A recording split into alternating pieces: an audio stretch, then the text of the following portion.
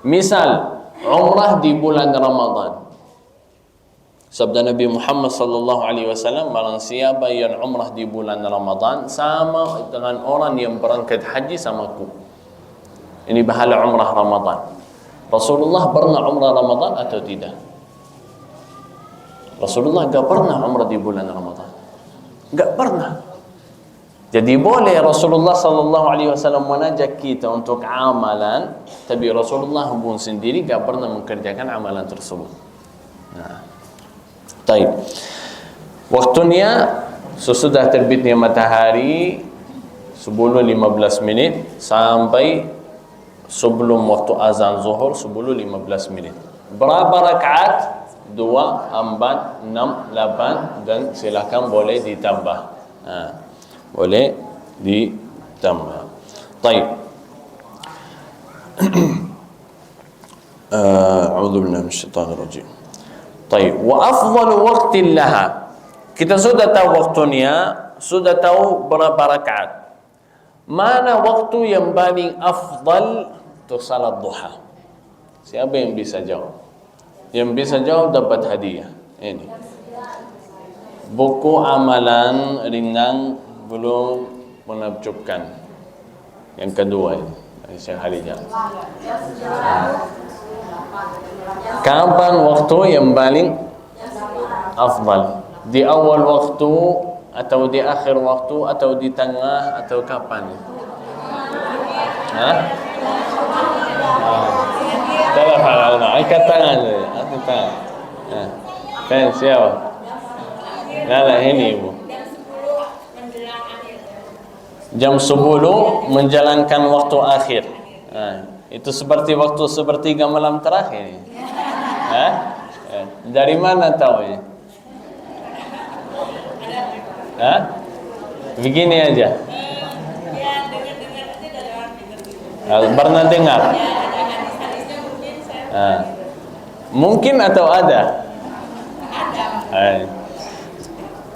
Pertama kali saya baca satu hadis yang sabda Nabi Muhammad sallallahu alaihi wasallam ketika jumpa sama ahli Quba, Rasulullah berkata kepada ahli Quba, salatul awwabina idza ramadatil fisal.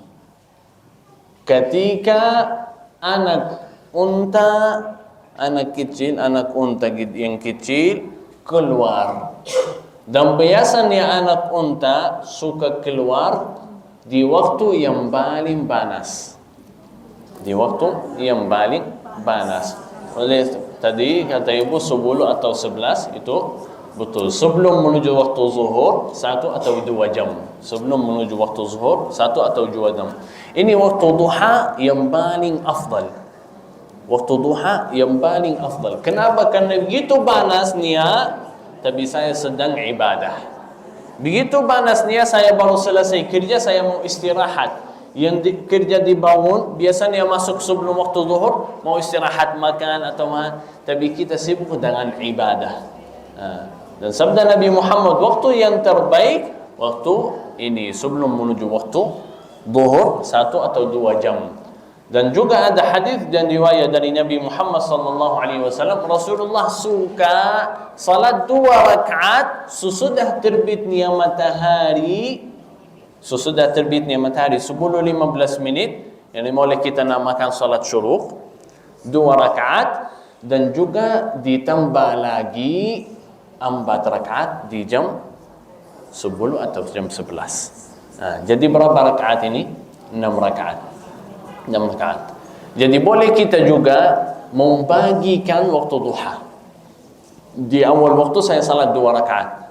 Di akhir waktu saya salat 4 rakaat. Kenapa saya salat di awal waktu? Mungkin nanti saya lupa. Jadi saya sudah dicatat sebagai ahli duha. Ahli duha. Kenapa kita berusaha menjadi ahli duha? Karena kata Nabi Muhammad itu salatul awwabin. Orang yang sering balik kepada Allah Subhanahu wa taala. Artinya apa?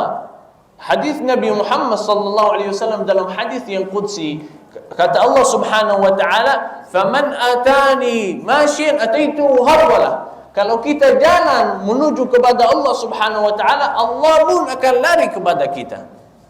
Semakin kita mendekatkan diri kepada Allah Subhanahu wa taala, Allah akan dimudahkan jalan kepadamu. Dan juga salah satu sunnah, termasuk salah satu sunnah salat duha. Dan sabda Nabi Muhammad di dalam hadis yang qudsi, kata Allah Subhanahu wa taala, "Wa la yazalu 'abdi yataqarrabu ilayya bin nawafil hatta uhibbah." Dan masih menerus dan terus jaga salat sunnah dan ibadah sunnah. Kenapa? Sampai Allah Subhanahu wa taala akan cinta hamba tersebut. Allah Subhanahu wa taala akan cinta hamba tersebut karena dia berusaha menjaga salat sunnah. Jangan berkata ini sunnah ya, enggak usah jaga, enggak usah dijaga, enggak usah salat sunnah, saya jaga salat fardu. Kalau begitu kenapa Rasulullah sallallahu alaihi wasallam mengajak kita untuk salat sunnah? Rasulullah memberikan kepada kita salat sunnah dan ibadah sunnah biar kita punya alasan, ya ini sunnah aja, atau biar kita mengerjakan sunnah tersebut. Dan ketika kita berusaha mengerjakan sunnah Nabi Muhammad sallallahu alaihi wasallam, ini saya tutupi dengan ini.